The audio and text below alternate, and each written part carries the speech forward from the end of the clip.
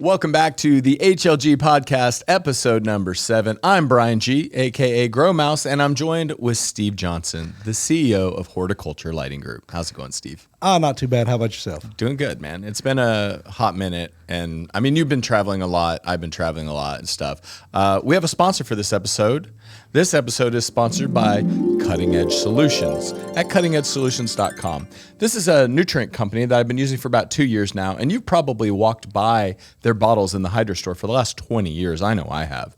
Started using about 2 years ago, and it really brought my game up to the next level. I'm in the alternative cannabinoid business, so CBD, CBN, CBG, all these other things here in the state of Tennessee. And I've tried a multitude of different products, and this particular product has helped me bring my terpene levels up by double. They offer a liquid nutrient, as well as now they're offering louder powder and a whole host of powdered solutions for people that are comfortable with that type of nutrient. I personally use the liquids. They're a little more expensive, but when it comes to training your employees, ease of use, small, medium, and large batch, it really is the go-to for me. Prices are very competitive. I have my own rep that comes to my operation and visits me, Kevin. Shout out to Kevin. And I believe that their CalMag supplement is the best on the market. I've talked with the owner and developer of the products, Uncle John, and this CalMag actually has some technology in it. It's not just some cal nitrate and magnesium chloride. They specifically supplement it with other cations that are cooperative to calcium and magnesium, like molybdenum, strontium, I think was one, manganese is the other one. And you can go to their website for a full rundown on how that technology works. But give Cutting Edge Solutions a look at cuttingedgesolutions.com. And now back to the episode. Today's episode, I think we're going to talk about kind of the elephant in the room, if you will. There's been a lot of talk, over the years about when is HLG going to release a bar light, and I'm going to be the first to admit that I was really hesitant, or at least resistant to the idea, because it's like, okay, so we all know kind of, if you go back in the day, it was Fluence, and then before Fluence, it was BML, and before BML, there was a company called Illumitex. Yeah. So Illumitex kind of started-ish the bar light thing. I think it was called the Neo Soul, actually. Yeah. And it wasn't the beast of lights they are today. It was half the size of one of these. Yeah, it was maybe 30 inches wide tops, 28, 30 inches wide and 4 foot long, I think it was 2 foot by 4 foot, and they spec that for a 4 by 4. Yeah, exactly. So the spread wasn't great. You could kind of turn the bars well. Then BML kind of took off, and they really spread that thing out, and they called it the Spider, and that's where it stayed to the name today with Fluence. So these guys actually kind of revolutionized that side of the industry. They created one of the 3 form factors of LED light. There's only 3. Pendant, like a Mars, or the early Mars, or a Black Dog or something, or whatever. Pendant, bar light, and then panel light, which I would say Next Light and HLG pioneered. So there's only 3 form factors. It's not like 100 different form factors. So you got to kind of choose your lane. Yeah, exactly. Right? So we HLG, I think, was a really big part of the panel light kind of movement. And then I did some things. That's true. Okay. That's true. But I was resistant because it's kind of like I didn't want to be just another guy that's making a bar light, because in reality there's like 1,000 of them out there. Every Chinese company under the sun has got 14 different flavors of hot garbage with a decent looking housing on it, right? And it's not a bad business model. No. If you want to make some money, you come up with somewhat, well, today it's much more difficult, right? But 3 or 4 or 5 years ago, you contacted China. They have a number of different frames. Maybe each manufacturer has 10 to 12 frame designs with different end caps and stuff. And then you can make some pickies and choosies on your light engine, and then they'll put your name, whatever name you want. And then it's a marketing game. Yep. Bar lights is a marketing game. It's not really about the light. No. And then you look at a lot in of most them, cases. And a lot of, you look at them nowadays, they don't even have like a power supply that you can visibly see, like a big brick, like you would see on this particular light, HLG's version finally, like you would see on most of your lights back in the day would have like a mean well, 600 watts, something like that. Well, so now you see a little thin tube and you don't see a power supply. Well, you can stuff a decent power supply in there, but a lot of these guys are creating these in-house power supplies. They're squirting a little potting on them, and they're hot garbage. I've seen where this does not have what I would call an end cap design. Right. It has sort of central rail design. In a lot of the end cap designs, I've seen individual drivers per bar. Right. And we all know that the bigger the driver, the more efficient, right? So now you're dealing with what, 88% is being generous on the driver efficiency. So you're losing. Yeah. So I mean,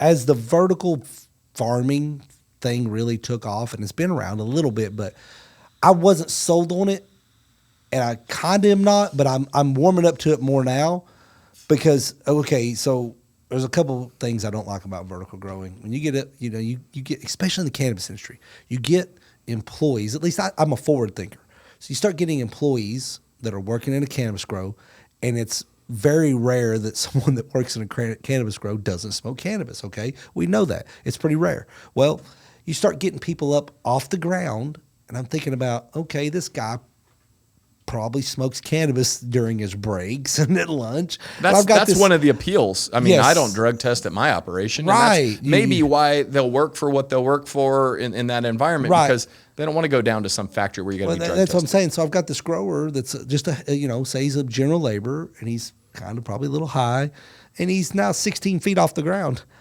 I feel a little less comfortable right now than I do on a flatlander grow because, he cuts himself with a utility knife. A couple stitches, he's on his way. He falls the 3 8-foot levels down, and we're digging a hole for him. You know what I mean? It's kind of bad juju, right? There's a space for two-tier. In high real estate value areas, downtown Denver, Los Angeles, anywhere in Europe, that, I don't know, is there anywhere in Europe that allows it? But anywhere where there's a high real estate value per square foot, 2 and 3 tier, absolutely makes sense. I'm not knocking it. But there are downsides. Yes, to it. and the other thing I didn't like about 2-tier was there were really no great ways to not have microenvironments everywhere. So I saw a lot of these guys run it, and I saw a lot of botrytis, I saw a lot of problems. But now these guys have really been inventive with the ventilation systems, and now you've got Grow Glide's got a great one, and you got these other manifolds that are at least creating that air movement that's necessary to a conducive, a successful grow without disease, pest, mildew, all that stuff. And so now I'm more open to it, and that's really what changed my mind is when I started seeing those things proliferate the market and they actually worked instead of these janky, we'll just put a clip fan every now and again. Well, no, you can start closing these rolling racks together. Where's the air coming from? Right. You're still moving stagnant air. How are you getting CO2 in there, right, and all this? Well, now all that's kind of fixed, so I'm more open to it. And I said, unfortunately, these guys are really trying to, they'll try to go 3 tiers in a pretty small space. So I want to grow in 5 feet or 6 feet. That is where HLG had a kind of hole in this product line. Sure. So, Scorpion Diablo at home at 18 inches away from the canopy or higher. Well, and 24 probably optimal, honestly. Well, the problem is a lot of these guys were trying to get away with, 12 inches and 18 inches minimum, it'd be the maximum that they could do. And that's where we had a hole in the product line. Well, my line of thinking always was, it's like, you see some guys even claiming that you can get as close as 6 inches with their light. How the fuck you servicing your plants with 6 inches away? Yeah. How are you getting in there and literally looking at your canopy, number one, and seeing it from a bird's eye view of any kind? And number two, how are you doing leaf strip? How are you doing the things that's necessary to promote air movement in a already air movement restrictive environment? I've seen a lot of people putting out PAR maps at 6 inches, and they recommend at 6 inches. I think that is, and this isn't throwing shade at anyone specifically, but I think when a light engine or a light in general underperforms at a reasonable height, 12, 18, 24 inches, you go ahead and publish a 6-inch mounting height above the plant so that you kind of fluff up your numbers. In a sense, it's fluffing the numbers. That's true. That's true. Yeah, that's true. And so I made something that is relatively even coverage at 12 inches. Any closer yet, and it's probably not going to be even with the bar light. But at 12 inches, it's very much at home. I still recommend if you have the headroom for a Scorpion, absolutely. But we've come out with this Tomahawk here. We've got one sitting here, of course, for the show. For the price point, it is a little more expensive than the Chinese manufactured imported LEDs that claim to have decent numbers. But what I will say is, yes, it is maybe $200 higher than the competition for one retail, fixture, full for retail. retail, which a lot of times, we have sales and things like that, and we allow all of our resellers to join us on those sales. So, Croptober's coming up soon. So, you'll see 25% off of that number. So if you hold out, you'll get a better product for your money. And the big thing is with these LEDs that the companies are just creating a brand, slapping it on there, and they're sourcing them from Asia. They cherry pick, and they'll make a really good one, send it to DLC, and it'll have this high number. They'll claim a high number. There's a lot of, I will say, that's pretty prominent companies that are using the diode efficiency numbers. They'll say that with LEDs with efficiency of 3 point whatever. No. What is your system efficiency? What is coming out of that light? People. So it's always, I really don't like deceptive marketing. You know what I mean? Yeah. So there's still people trying to get away with, that light, I can get this $400 Chinese light's 2.9. Stick it in a sphere and show it to me, because See, that's the thing.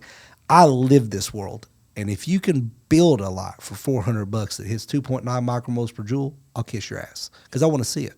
Yeah. So the move is you take a light engine, a single one, put it on the power supply supplied by the sphere. Like when I used to go to CSA Group in Washington State. So a bench power supply. Yeah, bench power supply. When we were developing products, we didn't have the full fixture, so we'd take a single heat sink and a single unit, a single light engine, throw it in the sphere on their power supply, and we take those measurements, which did not account for any power supply loss. Power supply loss, which could be as much as 10%, right? Oh, easy. And then you've got some losses just with the material, even in a 6-foot diameter integrating sphere.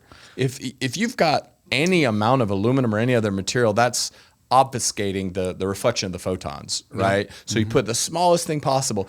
And that's why like HPS bulbs, like a bulb with a point source illumination, performs best in a sphere for what it is, because there's nothing blocking the photons. That's kind of what spheres were designed for initially, right? Yeah, exactly. So there's some smoke and mirrors, and not everybody's playing by the same rules. And I guess you could, like if we put one light engine in and said, here's our board level efficiency, and publish that number, and then here's our system efficiency, that would kind of help us, be full transparency with the marketing. But you're putting out a number that doesn't matter.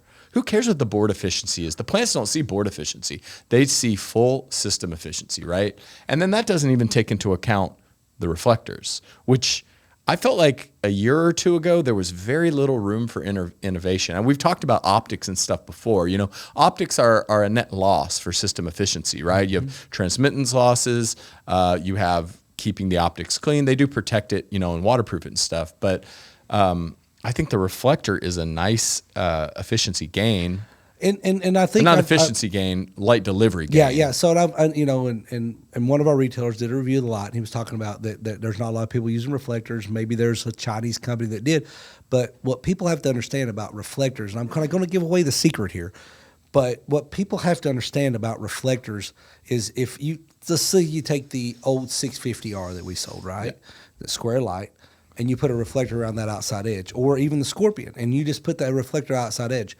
It's going to be effective at reflecting the light that would no longer hit the canopy for the diodes that are close to that reflector. Which would be like maybe 3 rows around. Yeah, maybe like a maybe picture 5, frame. 6 rows. That's it. Depends on the length of the reflector. Sure. And it depends on how far away it is from the diodes. Well, that's the thing. So they slap this. So let's say some other Chinese companies put a tin can on their fixture, and they had this little inch reflector around it, and they're like, oh, they're using a reflector. But you have to look at the actual effectiveness of that reflector. And I can tell you that I've built Scorpions that you see now that has integrated reflectors inside each board, and there's a reason for that. And I built one with the other. So I saw about a 2 to 3% with a 1-inch reflector. I saw a 2% gain on the photons to canopy. With a just perimeter only? Perimeter. Okay. Then I increased the length to what it is now, about 1.5 inches, and I seen about a 3.5% gain.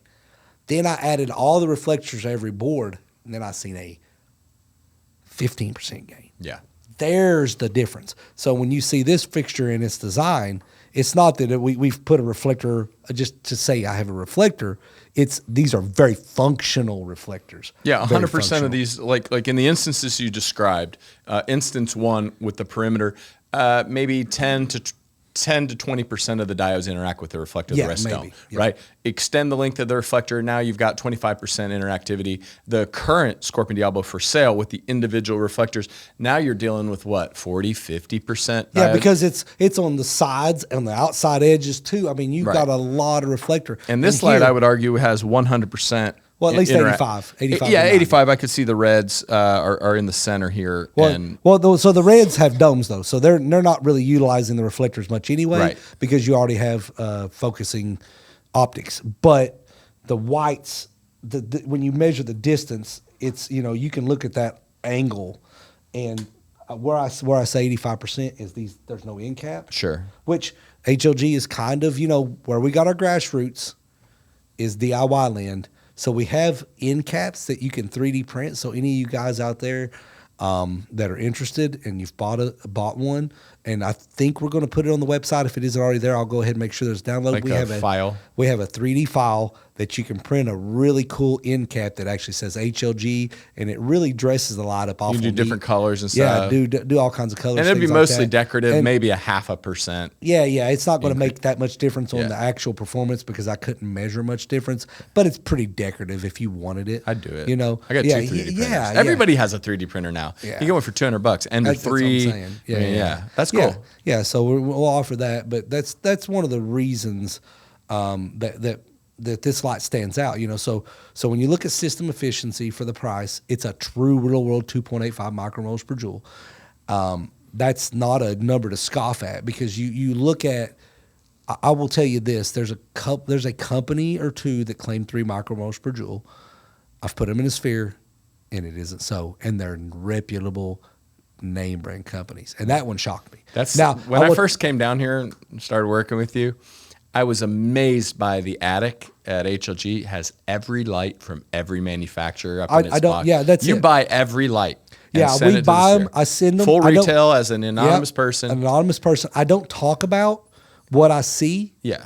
on the air or anywhere else. I don't tell people what I know, but I will tell you that there's out of all the name brands out there, there's a couple that have my respect, and the rest are just shit. I mean, honestly, and I've even seen some of them that had my respect that were within that what I call.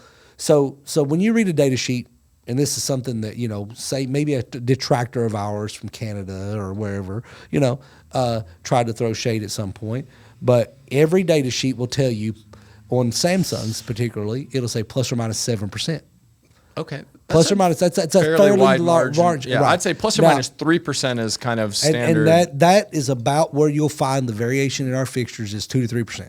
And that's pretty miraculous, honestly, to stay within 2 to 3% of what you have seen. That's a lot. That's great. That is really, really good. And I've seen one of those reputable companies with their newer fixture. This is the first time I've seen it from them. That margin open up from a 3 micromole claim to 2.7 something. So that's a minus 10%. Yeah, it's almost 10%. It's like 7. It was like 8 point something %, which is a wider margin than the data sheet. I always So kind I'm of like, think about whoa, dollars. Like if you had $100, if you loan me $100, I gave you back 97. It's like, hey, dude, this is all I got. Yeah, screw it, man, whatever. But if I pay you loan me $100, I give you back 90 or 88. You're expecting that. Okay, when are you going to get me the extra 10? That's a lot, dude. Yeah, it That's is. It is kind of almost false advertising. It is, and this particular fixture is much more expensive than this one. And like I said again, it surprises me a little from this reputable company, but some of the other ones though pretty reputable. But majority, and I will tell you, almost every one that I've bought that's made in Asia, 100%, 100% has been lower than advertised. I believe it. I believe it. There's no checks and balances system, Well, so that's the thing.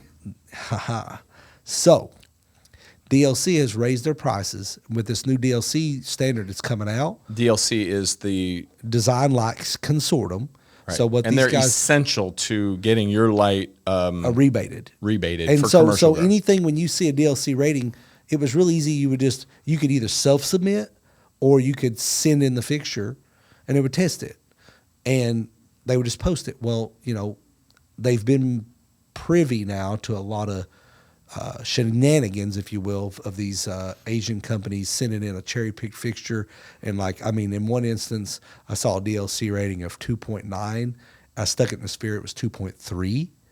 So, that's 0.6 of a micromole. The specific unit they received was 2.9. Yeah. You ordered one, Joe Blow off the street. It was over 20% lower output. So that's a lot of 2.3, and look, dude, I'm not scoffing at 2.3, but that was impressive 6 years ago. Yeah, Right? exactly. And so when I saw that, I was like, okay, well, so what they're doing now is they're charging a lot more per listing than they were, but they're taking that money and they're randomly buying fixtures.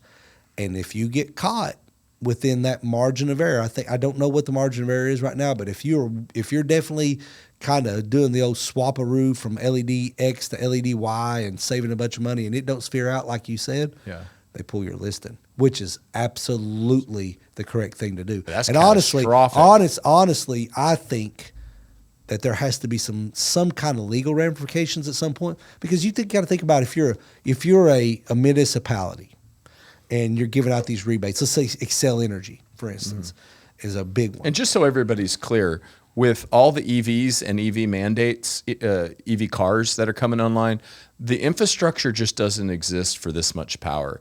And in these areas where there's a lot of commercial grows, especially ones utilizing legacy technology like HPS, it's cheaper for them to in many cases, buy 50, 60, 70, 80% of the cost of your LEDs than it is for them to put road workers.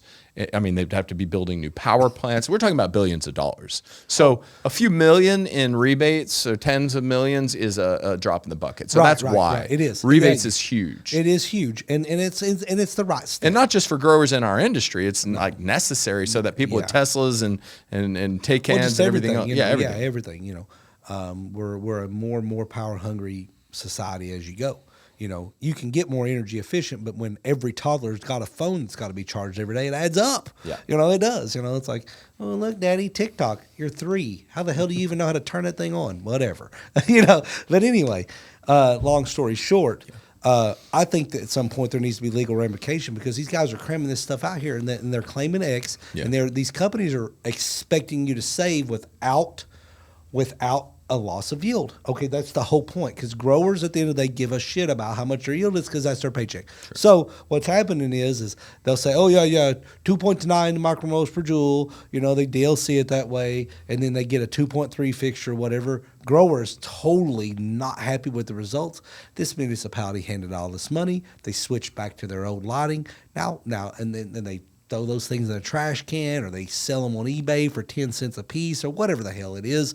And the municipality had all this money, and they didn't gain any infrastructure relief. Right. And that's a bad thing. So I think that, you have a lot of people that are, when you look at Asian manufactured products that are intentionally swapped out, that are throwing shade about, well, blah, blah, blah, I can get that same thing in China for $400. Well, A, you can't, and B, I can't understand how you can support basically dishonesty.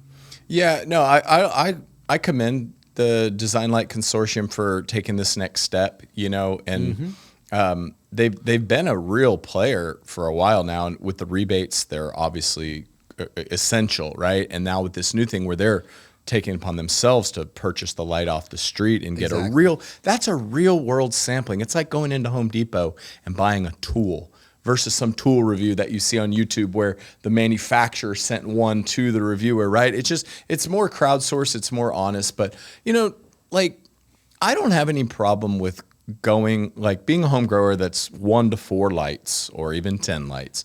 And, you've got expenses. You've got a family, you got a mortgage, you got a basement that you got to set up. And you just really need to get started. I got no problem with it, man. I mean, I've run Chinese lights. My first LED was a Mars 200 or whatever. No problem there. But I think when you're doing like your argument with the commercial, and the infrastructure relief, the power grid relief, like it should do what it says it does within that margin of error. Yeah, well, I mean, You know what and really in general, if I went and, I think about it like this. If I go buy a PC and they tell me, this is gaming PC now, and they say it's got X graphics card and X processor. Yeah. It comes in, and they tell me it's got a 4080 Ti, and then really it's only got a 4060 Ti. Mm-hmm. I'm hot. Yeah. You know what I'm saying? Oh, yeah. I'm upset. Well, it's a similar situation. Even on Amazon, it's just, why not just tell the truth that, hey, yeah, this is a cheaper light, but hell, it's going to do the job for you. Right. That's the big thing. Is there something wrong with it? Like you said, a 2.3, 2.4 light, it's 800 watts, let's say, because you see a lot of that. Mm-hmm. Well, it's still 1,1800 micromoles. And honestly, are you really like going to whine over your electric bill? You know, a year's time, you're gonna break even on the HLG and electric bill savings versus buying the Chinese light anyway. But you can get started cheaper. But the one thing you're not going to get away from is you have that extra wattage and you're going to have that extra heat. So again, it's kind of that trade-off. But I just want, like, if I own a Shelby. I think it's pretty common knowledge. GT350, Ford rated at 526 horsepower at the flywheel. If I took that thing and I had it dynoed and it was 390 horsepower, I would be one mad son of a, right? Sure. Well, guess what? If Ford did that, they would get their pantsuit off, and they should. Right. So what excludes the grow light industry from having to live by the standards that every cell phone manufacturer has to live by? Imagine if you bought that TV and they said it's 4K and then they slap a 1080 TV in the box. Right. How hot would you be? Yeah, it's no, I hear the you. same thing. And why is it that only the grow light industry is allowed to make these outrageous claims and lie about it? Well, I mean, of course, the flea market, right? You go and it's like, oh, look, Beats by Dre. Man, this box doesn't look quite right. Sure, you know what I'm saying? Yeah, but when you're paying that, 10 cents on the dollar, you kind of, you roll that risk. But when you go on Amazon and it says this light is 2.9 micromoles per joule, there should be some form, and Amazon, shame on them, but there should be some form of trust because, again, I just bought a memory card, a 512 gig, okay? If I bought that 512 gig, got it home, and I stuck it in and said 128, I'd be hot. Sure. Well, that would never happen on Amazon. But for some reason, with grow lights, it does. And yeah, I think it's because, I mean, it's several fold, but number one, you're dealing with a lot of private companies. Mm-hmm. There's a couple companies that are tied into conglomerates that are publicly traded companies, maybe Acuity Brands or someone else that owns various properties. So you're dealing with private companies that you'd have to track down. And then also, it's a lot easier to sue a U.S. company. It's extremely expensive to pursue and sue a company overseas, whether it's Europe or China. China especially is difficult. And that's one thing, like I said, don't get me wrong. Yeah. I buy shit from Amazon. Everybody does. Sure. But that's the one thing that I didn't like is Amazon opened up a market for Chinese manufacturers to sell things directly to American consumers without any American besides Amazon making their percentage, which doesn't create that many jobs in reality, and it's just it's kind of bad for the U.S. economy. I feel like I think that there's, Henry Ford, and that's kind of my philosophy. He said, I build cars here, and so that my employees can afford to buy them too. Mm-hmm. And I kind of feel that way. That's why I do what I do. I create good paying jobs because I want them to be able to afford to buy the products they're making. Yeah. You get too much over your skis with overseas productions and, it's called trade deficit. Eventually, one day you wake up and you can't believe that protein powder for 5 pounds is $100 for 5 pounds of protein. And it's like, just 3 years ago, I paid $45. Mm-hmm. I don't understand. And it's like, oh, you had to print a bunch more money because it keeps going out of here and not coming back. Yeah. And that's what happens. I think there's a general lack of accountability in the cannabis growing industry, period, right? Anywhere from nutrients to anything you buy at the hydro store or whatever.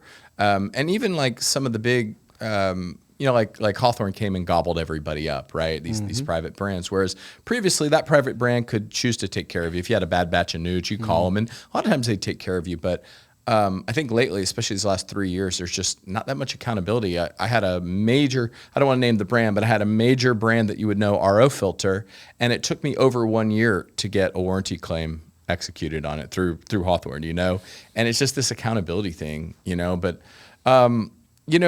since we're heavily into the show, why don't you brief me and brief the audience about sort of the specs of this light? Obviously it's a 5-bar light. Yeah, so it's a 5-bar light. It comes in two varieties, a 720 watt and a 650 watt version. Okay. Both 2.85 respectively, micromoles per joule. And in what instance would you suggest a customer go for the 650 watt versus the 720 watt? Okay, so 650 watt for a 4x4, 720 watt for a 5x5. Okay. Yeah. I mean, the 650 watt in a 4x4 is major amount of light in there. You're going to average probably 1,200 micromoles to the canopy or better at the 12 inches, 14 inches, whatever you want to do. You're going to be very good, and you're not going to have a whole lot of tint reflection loss, because the thing with even using a tint as a reflector, it does increase the numbers everywhere versus an open area, of course, because it's bending it back in. But again, it's the angle of the tint, and you can't control that for sure because it's fabric. It's the reflectivity of the material. It's made, because it's a flat-ish surface, you got photons that if the tint's kind of bowed in, it could be bouncing up and then bounce off the ceiling, and you're hoping it's bouncing down. So there's some reflector loss there versus just having these reflectors. But you could definitely grow successfully in a 5x5 with a 720 version, and you may be a little overkill actually for a 4x4 with the 650 watt version. Okay. And I think the 720 watt would be conducive to CO2 as well in most cases, versus this one you may be able to dim it just a hair. If it's kind of one of those things, if you're never going to use CO2 and you're not going to grow in more than a 4x4, there's probably not a reason to go 720 and dim it down because you're never going to probably use it. Right. So why pay the extra $100 for that extra power when you can just dim it down? You're going to already be dimming the 650 down. Sure. So specs wise, it's a lot of reds on here. There's a lot of reds. There's 120 red high power LEDs, on the fixture itself. It utilizes a new diode. I noticed that it's not square like we talked about. Right. Most of the lights use a 3 millimeter by 3 millimeter diode, a 3030. Yeah. So HLG kind of put the 3030 Samsung on the map. And we've even got some other things in the works with Samsung developing diodes. I've got samples right now, actually, of LEDs that I've helped co-design. And, one has finally come to fruition that I've been working on for over 2.5 years, the other for over a year. And this was a project that I did with a very reputable company, and there's been a lot of, we haven't mentioned it, and only you guys will know at first. But they're really reputable, and the company's Cree.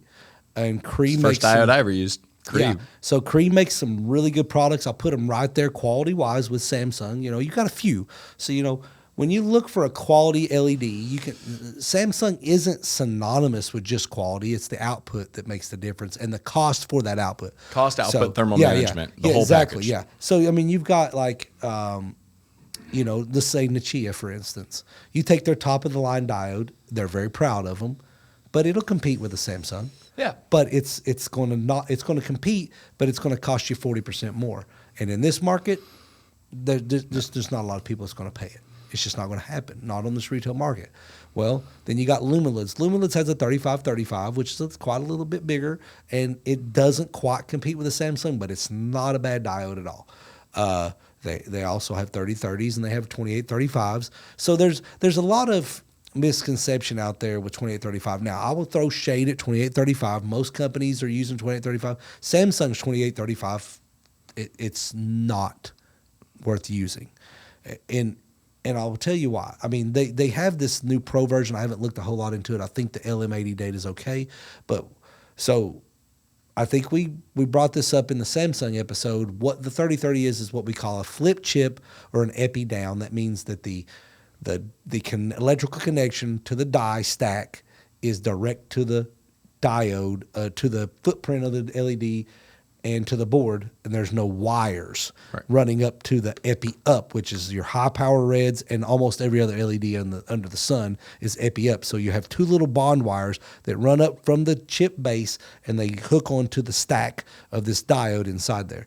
Well, so all 2835s are epi up. There's no flip chip 2835. So this is an epi up design. Well, here's the thing with epi up. There's not a thing wrong with it. Where flip chip makes a really good difference, I think I explained in the last episode, is it takes the heat off the die directly to the board pretty quick. Well, if you underdrive your LEDs like we generally do, that may be not as much a concern as if you're running a high power red, for instance, and running the shit out of it. That's why these high power reds, they're more expensive because it's the substrate. Like Cree uses ceramic. I think our favorite, of course, is for the high powers is Osram, and they'll use a copper and an aluminum substrate, and those things conduct heat very well and get it off the die. Well, in your mid powers, everything's plastic. Mm-hmm. Well, as long as you're not really driving the shit out of them, which we never do, it's not going to make that big a difference on thermals. 510C on the die, and it's not a huge difference. But these are a epi up design. Well, the reason that I say that some 2835s, like Cree even offers really low end 2835s for disposable stuff, we'll say, and they're a third of the price of these, a third, but it comes down to the construction, the material used, like the longevity, how good a plastic's used, but not just that, but also the bond wire itself. So you get in these really, really cheap 2835s and they'll use a lead bond wire, like your car battery, lead, right? Well, what happens to lead? It corrodes, right? Mm-hmm. So what happens when you corrode? So those bond wires are corroding inside this phosphor mix inside this die. It's going to block light, and then so it's not that the diode's not performing down in there okay, but the light can't escape. It's no good to you. Mm-hmm. So therefore, that cheap lead bond wire it did okay in the sphere the day you bought it. 6 months from now, it's like, why is my light so dim? That's why. Okay. And then that's why there's the separation. Because the phosphor, the yellow stuff is permeable. It's clouded. Yeah, it's permeable. Humidity and stuff. Water gets in, oxidizes or corrodes the copper. Yep. Copper increases in diameter due to that layer of oxidation. Yeah, lead, especially these lead bond wires. Yeah. Well, so then there's silver bond wires. Silver's a lot better at not, it kind of can oxidize with current. Sure. But it's a lot better at not clouding, and then there's gold, and gold costs a little more money. Sure, it's gold. Yeah, silver's $40 an ounce, gold's 1,800, 2,000. Yeah, all right, yeah, 2,000, 19 change, right? Yeah. 1949, whatever. So that's the thing. So a really quality epi up LED will use gold bond wires, and that's the deal. And so your LM data on these particular diodes is very similar to the Samsungs. Yeah. So very little degradation over the lifespan of the fixture. Like, before you lose 10% of the total output of the light, the driver is gone. Okay. Its lifespan's ran out. So that's what counts. And that's not quite the case with every 2835. So that's why I say I don't even use Samsungs. Now, they've got this new Pro, and Samsung hasn't even really filled me in on it much because I'm just not super interested. But this particular LED I co-developed with Cree. So I remember you being in a lot of conversations from like over a year ago, basically. Yeah, it's been about a year and a half. So when you co-develop, so Cree approaches you, said, hey, dude, we know you're doing a lot of business with Samsung. We want to get a little piece of that pie. How do we get your business? Then you go to a tool and tell them what you want? I look at the data sheet. Yeah. And I saw the numbers. And you provide them with like some constructive criticism. And their 65K was okay. And I said, well, this is on par with about 5K Samsung. So there's some bending you can do with temperatures and different things. I'm like, this one wouldn't be too bad. And same exact diode. But I said, I tell you what, I think that there's this boat that now and I've done this with Samsung. That's where your mint diode comes from. I looked at, and I started this thought process was Ash, thanks, or whatever. But I looked at the fact that most of your phosphoruses, your red phosphoruses, are very inefficient, natural red phosphorus. Okay. So when you add that red in to get that orange out of your diode, the more you add in, the To more make the less Kelvin go down from Yeah, 6,000 to 5,000, the more you add. the more photons you lose in translation, if you Right. will. So my thought process is, okay, so somewhere along the Evo H and B train, when I started really getting into that, I thought to myself, you know what? I don't think plants really care about CCT because CCT is a human eye measurement. It's how warm or cool it appears to you. It has nothing to do with the actual how many red photons, green photons, blue photons are in it. So I started this red, blue, green ratio on our grow lights as a metric, right? And that's the difference between, that's where QB 548 came from, which is Diablo X, is it's it doesn't appear warmer, Right. but it has a lot more red than the Diablo version. Yeah, plants don't read cool or warm. They No. read energy states of the photon that excites the electron transport chains. Exactly. So it got me thinking, and I'm like, okay, so we know that we can produce red photons with red LEDs, and I think Eric, In a very efficient manner, the most efficient. And the most efficient. And Eric at LED Grow Lights Depot touched on this after a conversation with me, just an FYI. And I think he we had dinner with mentioned him me. that time. Yeah, That's Chris. Yeah. And I think he mentioned this on a current video that he did. Okay. Shout out to Eric, great guy. Yeah. His coverage of MJ Biz was awesome. Yeah, video. so if you guys go by there and you buy from him, just know you're buying from a pretty wholesome stand-up company at LED Grow Lights Depot. Same thing with Growers House; those guys will stand behind their product. That's the good thing I do say is all of HLG's retailers are stand-up companies. We really have been lucky to. I think it's kind of a mantra that we're a stand-up company and they're attracted to us. I haven't had a whole lot of customers ever call me and say, "Hey, this grow store did me wrong," and they won't honor the warranty or they won't do this. I've never had that. Yeah. And not just that. Not only are they stand up, but they're like contributing and participating with the community. Like absolutely, all the Growers House Canacribs videos, like showing us inside some of these most sophisticated ops, and then obviously Eric at LED Grow Lights Depot is putting out videos on the regular, like educating not only on HLG lights but all of his offerings. Like so, he's educating as well as doing good business. Right. So back to this, what we were talking about. The 2835 co-development. 2835. So I kind of brainstormed a little bit and said, let's remove the red phosphorus out of the mix because really we're starting out with the blue dye, and the only thing I can't create really efficiently with a high power of some sort is actually green, because green high power, the actual dye that's green, sucks. Oh, it's so terrible. It's like 1.5, micromoles per joule. If you use a giant chip and spend $20 on it, it's just junk. So, and one day, hopefully, that technology advances and you'll see grow lights go back to RGB. They will when we have some kind of chemistry advance. Yes, for exactly. Green. That's it. But so for right now, so I said, okay, so I need to create my blue and my green with my mid powers or my wide LEDs, and then all my red will come from my 660s. So when I followed that, I've hit a very good red, blue, green ratio on this light. It's very similar to Diablo X, and forgive me for not spitting it out off the top of my head. For some reason, I don't know it. The percentages. I think it's 1748 red and whatever the difference is. I can't remember. I'm sorry, but I should have it. It is on the website. Okay. But so that process, and so what happened was okay, these diodes are within 10% of the cost of the Samsungs, and so they're not cheap because the gold bond wire and all that. But Cree made me a deal, and they were quick to market with it, and they made me this Cree PhotoFill Select, okay? And basically, diode for diode right now, I couldn't replace these with Samsungs and get any more performance. Matter of fact, it would actually be a little less. So, not to mention real estate, board real estate. Yeah, real estate, cost, and performance.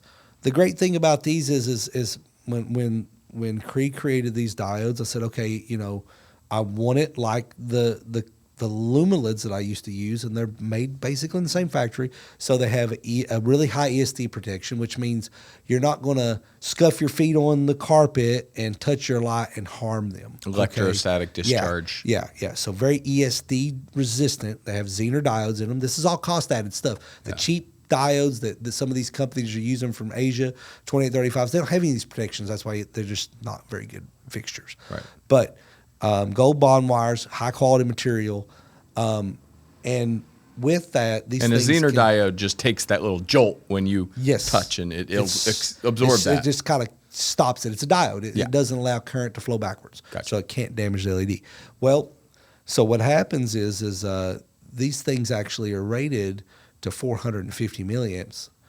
The one Achilles heel of a flip chip is ESD protection's hard to do in there because you flipped it now, so you can't run a bond wire to a Zener diode and around all this stuff. Yeah. So you're flipping it, and its ESDF level's good because of the inherent fact that it's a flip chip, so it's electrostatic discharge, but its current handling ability is a little lower. So the Samsungs max out 200 milliamps. These max out at 450. So running them at a similar current, you're running them even twice as soft. Okay, yeah, that makes sense. So for your rated power, these are running in the 80s milliamps range, which is fairly low.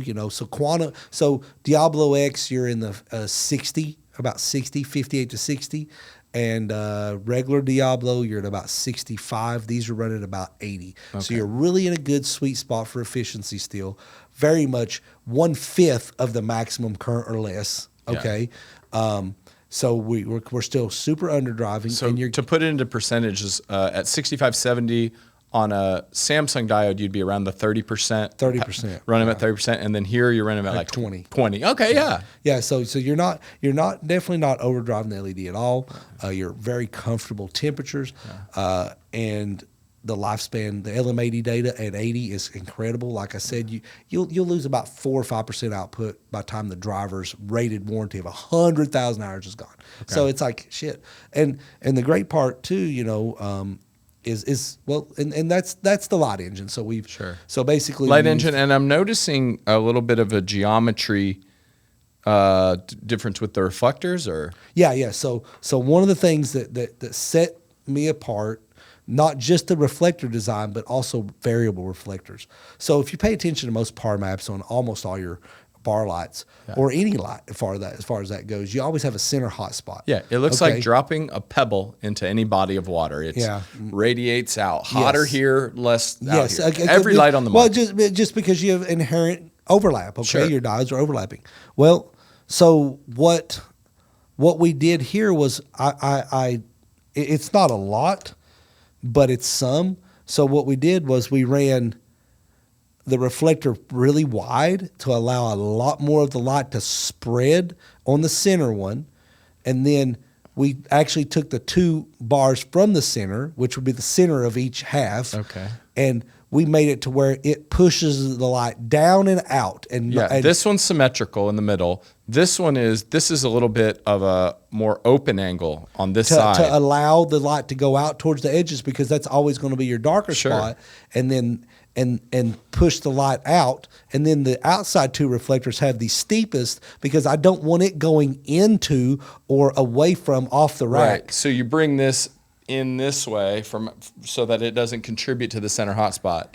So you've got 3 different reflectors here. Yes, there's 3 I advised different against reflectors. that for cost purposes. Yeah. But you went with it for performance. Yes, it is a performance gain, and if you look at the par map, you'll see that it's pretty good. In an open area, it's not as easy to tell as you can when you get into overlapping light pattern. Yep. So in other words, you put these things in a grow rack, and you start really seeing, it's like, oh shit, okay, I understand now. Because all these par charts at Light Lab are in an open area 5 feet. Right. Okay. Most of these are going to be used in a 4-foot rolling rack in commercial or a 4x4 tent. Right. And when you start looking at those numbers at 4 feet, then you start looking at versus Diablo, you're like, shit, this is actually pretty good. Mm-hmm.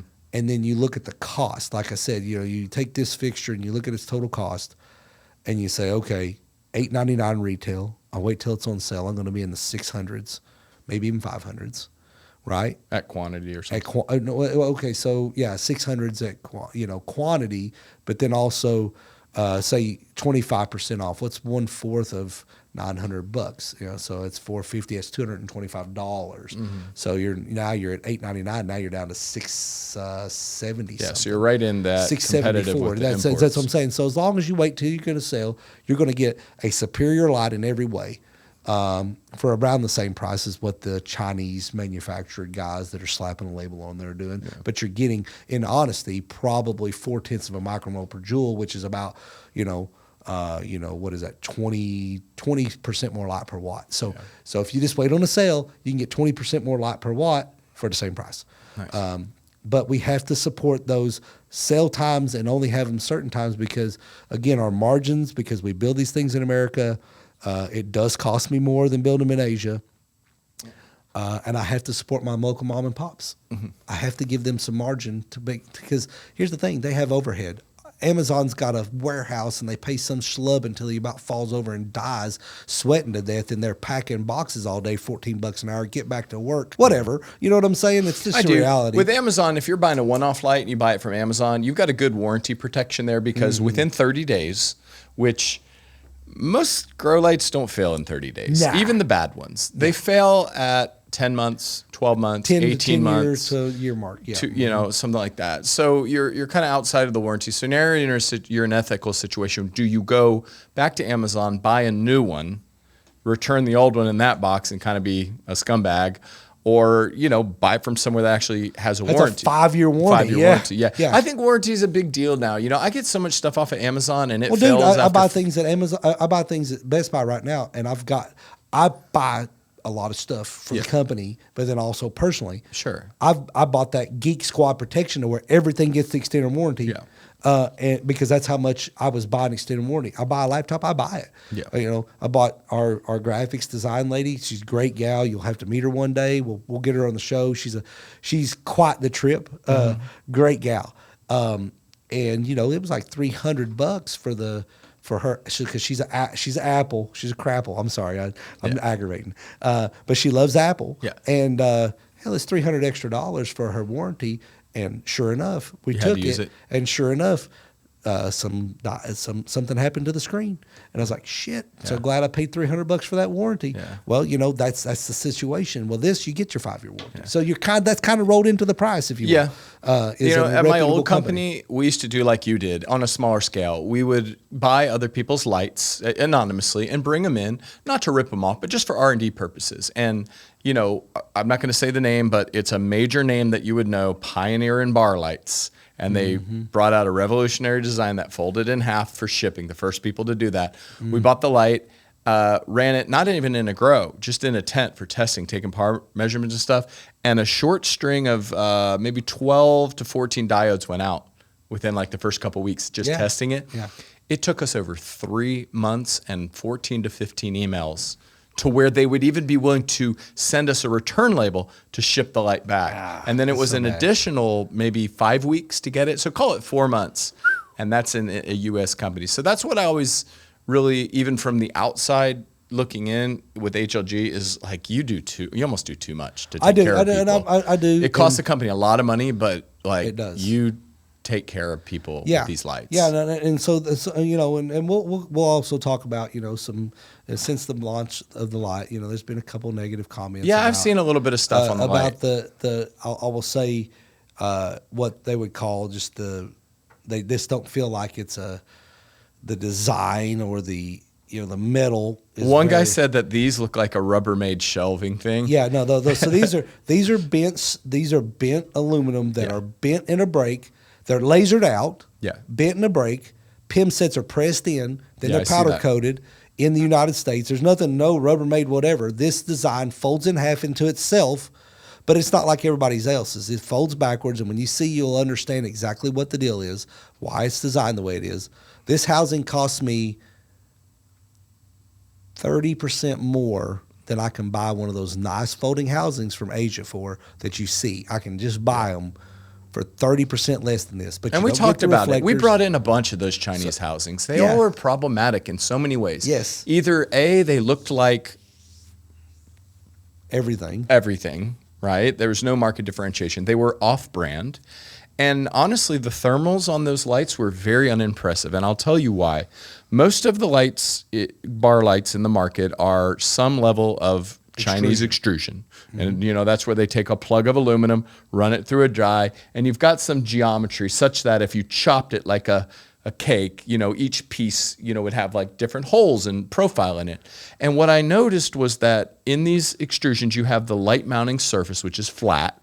Some of them have some little half-ass lip over reflector, which really doesn't do anything. All it does is protect the diodes when you set the light upside down during setup. It doesn't interact with the light, right? But then you've got these hollow channels in there, right? Yep. And usually it's right behind the light engine. You've got this hollow channel, and it's completely air sealed. So your heat is going from the diodes into the initial heat sink, into this air volume, right? That's sealed. They would call that, like in the housing industry, insulation, a vapor barrier, insulation, right? It's actually insulating. So if you go into a house with no insulation in the stud cavities and you just line both sides with plastic so that it's just air in there, like a greenhouse, it has an R value. It has an R value, yes, an insulation value. Yeah. How is that good for thermal transfer? And the thing is these extrusions. So when you mount that board, there's going to be a little bit travel. Yeah. But the thickness of that's if you remember the pin heat sinks. Yeah. Oh yeah. The base was so thick because when you had that cob in the middle, you had to get that heat to kind of transfer out to be able to use all the pins. So that's why it had to be 10 millimeters thick. Right. So when you got this little paper thin metal, it's only going to travel so far, right, and only so much. So that's where this design came in. This thing runs, I'm going to say Scorpion Diablo X is really close. Yeah. I think this is the coolest light I've ever felt. 11C over ambient. 11C over ambient. That's unheard of. So you're talking about when this thing's been running for a while, you touch it and you're like, it's not lukewarm even. Right. You're like, wow, okay, so this is it doesn't feel cool to the touch anymore, but it don't feel warm hardly. Because some people in the comment sections over the years would say, like, I would run an HLG, but they run too hot. Well, so most LEDs run, but okay, you think isn't that a misinformed comment? I mean, don't the laws of physics apply to? So wattage is wattage. Wattage is wattage. You stick it in here and say you put a really lot of heat energy into a heat sink, and it's so hot that it burns you. Right. It's still only dissipating the same amount of heat into the environment as if you spread that heat out all over and now it's cooler to the touch. Yeah. It's still the same amount. 1 watt equals 3.41 BTUs, and that is not debatable. Right. So even when you create light, let's say, for instance, this light's over 60% efficient. Say 60% of the power you put in turns into visible light. Guess what? 98% of that energy, when it hits the plant, 98% still turns into heat. Right. So, I mean, even if let's say is a watt. If you had a 1,000-watt fan, like those big Schaefers or something, they were much more efficient than that. But let's just say hypothetically there was a 45-inch Schaefer that used 1,000 watts, and that's a fan. It would still be producing. It would warm the environment the same as 1,000 HPS. Absolutely. Well, okay, yeah, you can make that argument. I guess air temperature would be the same, not under the light because you'd have a radiant heat thing. There you go, the IR. But if you were just cycling the air around, the air temperature would be the same. I think a lot of people miss that, and it's a really basic law of physics. It is. But with that said, this light feels like it's magic. Right, when you touch it. So it's going to raise the temperature like any other 650-watt light in a grow tent or a grow environment. Sure. But the difference is the temperature on the componentry is very, very low, and that is conducive to efficiency and lifespan. Right. So that's where this fixture really stands out.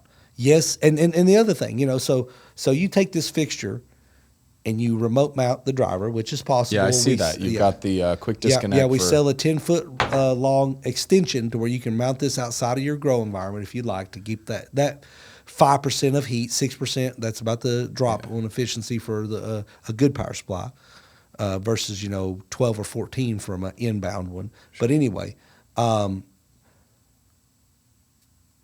fixture weighs less than the power supply. Yeah, and the power supply is like what, 9 pounds? 8 pounds. So this thing weighs almost 8 pounds. Yeah. So when you think about, okay, well, that seems blah, blah, blah. Well, okay, as long as it's running great, cool, and you got the reflector working, it doesn't matter. Yeah.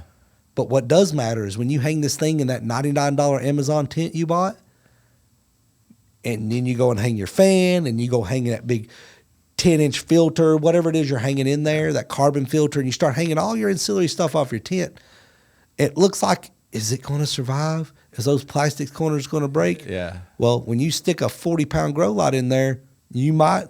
But when you here's the other stick thing, 7 I pounds noticed- in there, you save 32 pounds. Now your tent looks flat still. Yeah, and that saves us a little bit on the shipping. The hinge design saves us on the shipping for the box and stuff. And yeah, it is, it is a very utilitarian design, but the thermal metal, the only reason to have a metal in a grow light is for looks and thermal management. Yep. There's a company out there that you and I both talk about, a venture-backed company does a lot of advertisement, and their light weighs how much? Well, it weighs, I'll tell you what it weighs.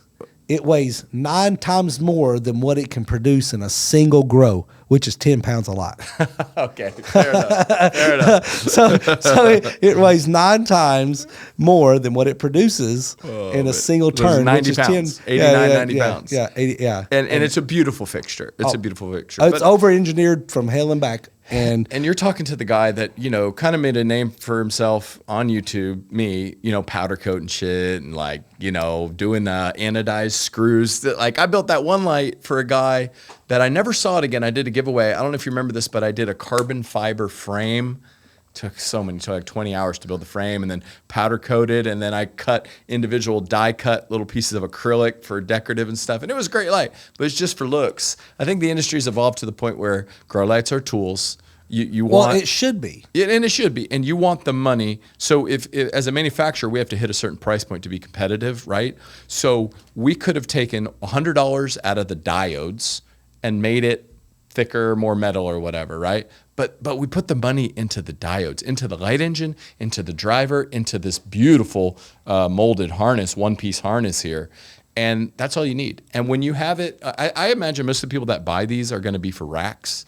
When I was investigating racks for my 2-tier veg rack, which is more of a space-saving thing than a cost thing, a lot of the bar lights didn't fit in between the standard Home Depot rack. Right? Because the standard Home Depot rack is like 49 inches or 48 and a half or something, edge to edge. So I need, and the cross members that are orange, they're a 2x4, giant, a 3.5 tall, 1.5 thick. Right?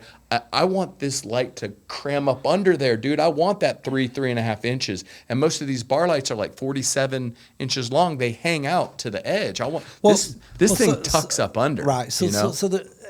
I mean, we're going to come out with a 5-foot version for 5. It's going to have 7 bars. Okay. We're working on that now. Yeah. But here's the big thing. I hear people say, I'd rather it almost touch the size of the tent, but here's reality. I've grown in a tent. You've grown in a tent. We've all grown in a tent. Oh, well, the corners suffer just a little bit. See, it's only 850 micromoles in the corner. How many times have you ever got real serious bud right there in that fucking corner within that inch of the corner? Because as soon as you move 1.5 inches out, it's 1,100. Right. How many times have you ever got really big buds in that corner, all the way touching the pole? Very rarely. Very rare. Because the plants aren't square; they're round. When right? I grow in a tent, I'll usually do a scrog type of technique, or but at you least still don't get that very corner to go. I don't bend the buds over into that final square. Right. I usually leave a little gap for airflow. That's what I'm saying. So it doesn't happen. Yeah. So again, I designed this thing because what does happen is as you spread that light out, again, what the inverse square law still applies, you're going to eventually have less light in your inner canopy trying to get this little bitty number out here where you're probably not even going to have top buds anyway. Up, you're going to lose a whole lot of undergrowth. Yeah, I agree with you. I think that the prevalent way of thinking about lighting is, and this is just like human nature, especially for beginner and even intermediate growers in LED or LED analysts, I should call them. It's really tricky to start thinking about light in 3 dimensions. It is. Because what are we looking at? We're looking at an iPad, a phone, a website in 2 dimensions. That's it. We're portraying data when you look in at a part 2 chart, you dimensions. look at a single layer. 2 dimensions. Okay, so that's it. So Right. if you like I said again, Apogee is a great example. They'll make par meters that you can stick in, and it will give you average par at different depths. I've seen those Z-axis par meters, and that counts for what reason? Because you're not growing a flat product. You're growing because 9 out of 10 people are not scrogging. The very few that are doing absolute perfect cleanup and doing screen of green, you need about 700 micromoles, and you're going to cap out anyway. 800 tops because there's nothing underneath. So again, overkill. Yeah. So that guy, he should absolutely take two 200-watt lights, spread it out, and go for it. But for the rest of us lazy asses that are going to pick a few leaves here and there, maybe do a leaf strip and let that plant grow 18 inches and flower it out and maybe do a little leaf tucking to make sure that the buds get some light underneath. Yeah. Or dual harvesting, dual stage harvest, take the tops and then let the rest go a few more days, whatever it is. For the rest of us lazy asses, this is much better. Laziness is a component. When I was in Montana, we had the laws where you get a med card. Now it's rec, but you get a med card, and if you were the homeowner or had a note from the owner authorizing you as a renter, I think it was 4 plants, or was it 6? 4 clones, 4 plants. So when you have such a limited plant count, I bend them out and spend some time on them and stuff. If I would have been in that situation, I would have been like 55-gallon totes, trees, and I'd be hanging 350s like this all the way around it and has something over top. And I'd be like, hey, look, 3-pound plant indoors. I've only got 4. Actually it kind of sparks a little bit of maybe an interesting conversation that we could sort of wrap the show up with. Yeah. These lights behind us, these little bar lights, for studios and stuff. I've been noticing Craft Farmer on Instagram. He's doing some under the canopy lights. What do you think? What's your general philosophy on that? And maybe I shouldn't have mentioned a specific name, like no shade to him. BC Northern Lights, the guys we have on the show. Yeah, I remember. Those guys offered that in their BC Northern Light boxes. They had underlight like 10 years ago. Well, okay. Well, here's what we do know. Yeah. There's some science that says that although that does increase photosynthesis, direct light straight up and hitting the stoma sends a weird signal to the plants, and it's actually detrimental. So I can't remember where I read that, but that's food for thought, and I think we should do that research and talk about it on the next episode. Yeah. Because I think direct light from underneath is a no-no. Side lighting is okay, but you can't come from below. Because I think that it – you pay attention to the leaves as the sun happens, they kind of move. I think there's some confusion there. If you ever watched a time lapse of cannabis plants, dude, they move like crazy. Yeah. Up, down, left, right, sideways, not just from the wind. Well, Craft Farmer, he's someone I admire and someone that I kind of look to for what's hot and trending and stuff. And he maintains that that his lighting, under canopy lighting, will pay itself back in the first run. And I tend to believe him on that. But, to me, if it ripens the buds at the very bottom, at the very minimum, and makes them more A-type, easy enough. Okay. Because how you get that lime greenness in some of the things, and it's like annoying. Now, for me, as a vapor, I like to dry or vaporize. Mm-hmm. I want the bee buds. Really? Because generally speaking, they have the most terpenes because they didn't have the light to evaporate off those terpenes that come off at temperature. Yeah. And it's so flavorful. Yeah, no, I buy that too, because then the smaller buds are typically handled less. When you're defoliating, people's arms, whether they're wearing a sleeve or not, aren't interacting with them. There's less wind motion around them. If the harvester runs it through a trimmer, a lot of times those little buds, they don't even interact with the grate. They just kind of get caught up in the mix. And so, we get those green buds, and it's such a shame when you have a thick stalk and a bud that could have been a big, but it just got crowded. Now it's that light lime green. It's like Danny DeVito, and there's Arnold right here. And poor little Danny. You remember that in Twins? Yeah, I remember that. He's like, remember they were like, we did this experiment. Arnold, we took, and he's this genetic whatever, and you're all the crap that's left over. Is what they told Danny DeVito. I remember that. And it's like, I kind of feel him sometimes, 5'7". It's like, oh man, I think I was the crap left over. Damn. I have to go back and watch that one again. It's been a while. That used to be on TBS like every weekend. Yeah. That and Beastmaster. I don't know if you remember that movie. It was on all the time. But dude, I think that there's just and I don't want to sound like a pessimist here because I'm not. My brain is constantly working, as I know yours is. But we've kind of reached a golden age of LED grow lights, especially in the last 24 months, where there is very little room for innovation. So for a company to increase revenue, they either have to drop the cost of goods while maintaining the MSRP to make more margin, release new products, whether the customer needs them or not, Maybe there's we have a 500, a 600, a 720, and now we have an 800. Just expand the product offering more than the customer needs. Or, under canopy lighting, whether its effectiveness is arguable at this stage, I'd have to look into more data. I'm not saying it is or isn't. I'd have to see. See, that's the thing. I got to see it for myself. I know this guy. I respect him. I believe him. But he's a hustler. True. He's a capitalist. Yeah. So I gotta. They all are.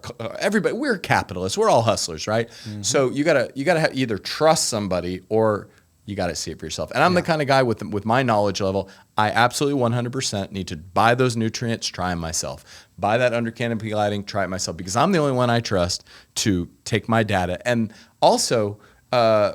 Minimizing variables, right? Because it might have worked good for you. Maybe you're underlit up top in the first place. Maybe you're not running HLGs up top. Maybe you're running some Chinese shit. So any amount of light on the side, underneath, left, right, straight, upside down would contribute to it, right? So I think it's worth experimenting with it and testing. I mean, from an HLG standpoint, if we came up with something, it's certainly be a revenue driver. Right. But that's where you going back to the beginning of the episode.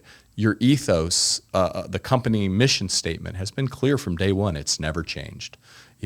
High quality lights made in the USA, warranty in the USA, no questions asked. If you bought the light from us, within the warranty period, you're taken care of. And I've seen it time and time again. And it's to maximize uptime in growing your plants and making money and making medicine. We're growers ourselves, and we understand that if you have a light out, it sucks. Yeah, it does suck. So. Also wanted to bring up as well, I'm not sure if they're on the website yet, but we are an authorized, we're actually the official distributor for Telos controllers. So I've noticed they've started to get it's very, very hard to start something new or penetrate this market, and I've just seen them. I've seen them advertise in my old company. They're starting to mess with them. Right. You guys are fooling with them. Well, we're going to be the U.S. distributor. So from now on, everyone that does offer them has to buy from us as a distributor, the master distributor. But they'll be available as well directly at the website. And I'll tell you, one of the big things, the driving factors is all of our lights now come with an RJ12. Box on them with a dimmer that plugs in, and it's a 0 through 10 volt power dimmer. So we have power inside of our RJ. Yeah. So there's 12 volt aux in there.